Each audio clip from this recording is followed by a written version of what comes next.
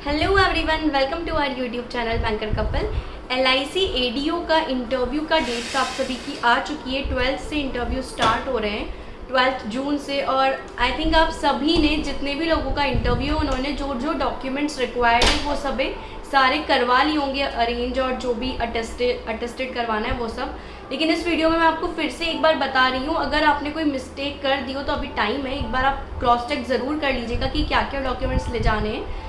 सबसे पहले जो आपका कॉल लेटर आया है मेल पे, उसमें ये लिखा हुआ है कि आपको ड्यूली साइंड प्रिंट आउट ले जाना है ऑनलाइन एप्लीकेशन फॉर्म का। तो ऑनलाइन एप्लीकेशन फॉर्म आपके पास होगा, वो आप डाउनलोड कर लेना। ड्यूली साइंड मतलब उस पर सिग्नेचर होने चाहिए आपके, तो वो आप एक बार देख लेना।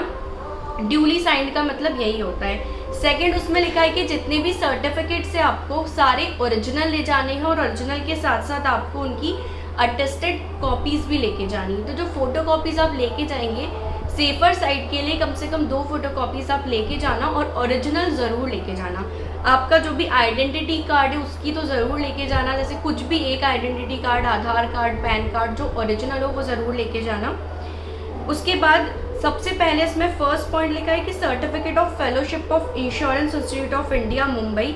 अगर आपके पास ये है, जैसे किसी किसी के पास रहता है, तो वो भी उनको ओरिजिनल में लेके जाना है। और जो ड्यूली अटेस्टेड वर्ड लिखा हुआ है, ड्यूली अटेस्टेड का मतलब ये होता है कि आपको सेल्फ अटेस्टेड ले जानी है। लेकिन फिर भी कभी कभी ऐसा हो जाता है, बहुत सारे लोगों को ये कन्फ्यूजन हो रहा है कि ड्यूली अटेस्टेड में क्या हमें गजेटेड ऑफिसर की ले जानी है। तो जहाँ तक मैंने पता किया, ड्यूली अटेस्टेड में यही होता है कि आपको सेल्फ अटेस्टेड लेके जानी है। जहाँ गजेटेड ऑफिसर का अटेस्टेड रिक्वायर्ड होता है, वहाँ पर वो क्लियरली लिखते हैं कि duly attested bye gazetted officer.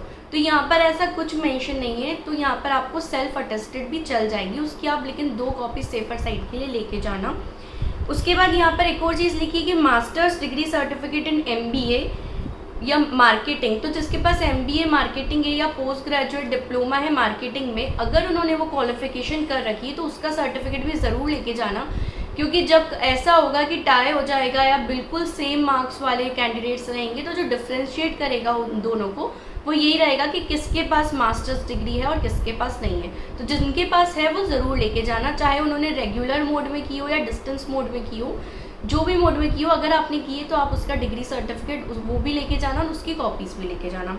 Next है proof of your date of birth, SSC HSC mark list. तो डेट ऑफ बर्थ का प्रूफ वैसे 10th की मार्कशीट हो जाती है, तो 10th की मार्कशीट ज़रूर लेके जाना। बर्थ सर्टिफिकेट भी लेके जा सकते हैं, जैसे मैं अपने टाइम पे दोनों चीज़ें लेके गई थी। मैंने बर्थ सर्टिफिकेट भी ले गई थी मैं उसका, और 10th और 12th की मार्कशीट तो आपको वैसे भी लेके जानी होती है, तो आप वो भी लेके जा सकते हैं। तो 10th और 12th की मार्कशीट, और उसके साथ 10th और 12th के डिग्री सर्टिफिकेट भी मिलते हैं। मुझे अपने टाइम पे मिले थे। कुछ लोग ये पूछ रहे थे कि डिग्री हमारे पास सर्टिफिकेट नहीं है। एक सर्टिफिकेट रहते हैं, एक होती है 10th की मार्कशीट और एक होते हैं 10th के सर्टिफिकेट। तो अगर किसी के पास है तो लेके जाना, नहीं है तो कोई बात नहीं।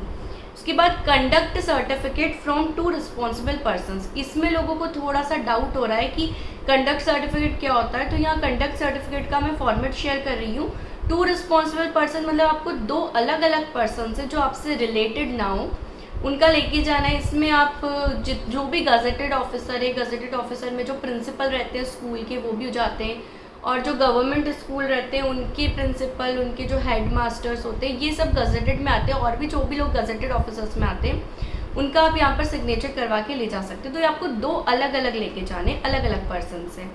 उसके बाद जो भी ST SC OBC EWS category से बिलोंग करते हैं, उनको अपना लेटेस्ट कम्युनिटी सर्टिफिकेट लेके जाना है। वहाँ लेटेस्ट वर्ड यूज़ किया है, कहीं पर भी उन्होंने कोई डेट मेंशन नहीं की है, तो आपको लेटेस्ट लेके जाना है।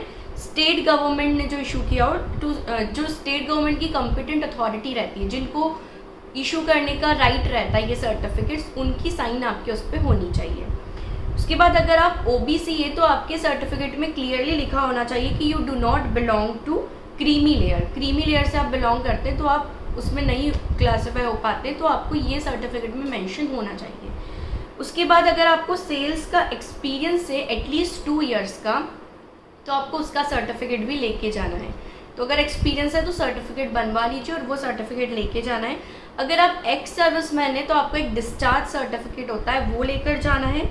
उसके बाद अगर आप LIC एम्प्लॉयज़ कैटेगरी से आपने फॉर्म फिल किया था, तो एक फॉर्म A करके आपको मिला होगा, तो वो फॉर्म A आपको लेके जाना है, जिसमें आपको अपने साइन करने हैं और जो कंसर्न्ड ऑफिसर है उनके भी साइन करवाने हैं।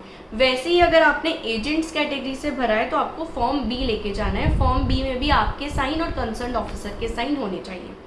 उसके बाद अगर आप कहीं भी वर्क कर रहे हैं, अब यहाँ पर कहीं ऐसा मेंशन नहीं है कि आप प्राइवेट में वर्क कर रहे हैं, पब्लिक में वर्क कर रहे हैं, ऐसा कुछ भी मेंशन नहीं है। तो आप अगर कहीं भी काम कर रहे हैं तो आपको उनका नो ऑब्जेक्शन सर्टिफिकेट NOC लेके जाना है अपने एम्प्लॉयर का। तो ऐसा कुछ लोग ये बोलते हैं कि अगर हमने फॉर्म फिल जब किया था जब हम काम नहीं कर रहे थे, लेकिन अब हम काम कर रहे हैं, तो जहाँ भी आप काम कर रहे हैं अगर आपने वहाँ पे मेंशन किया, या मान लीजिए आप इंटरव्यू में मेंशन करेंगे कि आपने पहले यहाँ पर काम किया है या काम कर रहे हैं, तो आपको NOC लेके जानी है। उसके बाद जो भी आपका रिपोर्टिंग टाइम है, किसी का 9:30 AM है, किसी का 10 AM है, तो आपको रिपोर्टिंग टाइम से 1 आवर पहले वहाँ पर पहुँचना है। जो भी आपके इंटरव्यू के सेंटर से वो काफ़ी दूर दूर आए होंगे आपके घर से, तो कोशिश करें कि एक दिन पहले वहाँ पर पहुँच जाए और 1 घंटे पहले आपको वहाँ पर रिपोर्ट करना है, ताकि एकदम आपको घबराहट नहीं हो, क्योंकि इंटरव्यू के टाइम पे बहुत ज़्यादा हमें माइंड में वो सब चलता रहता है कि इंटरव्यू कैसा होगा, तो वो सारा स्ट्रेस ना लें।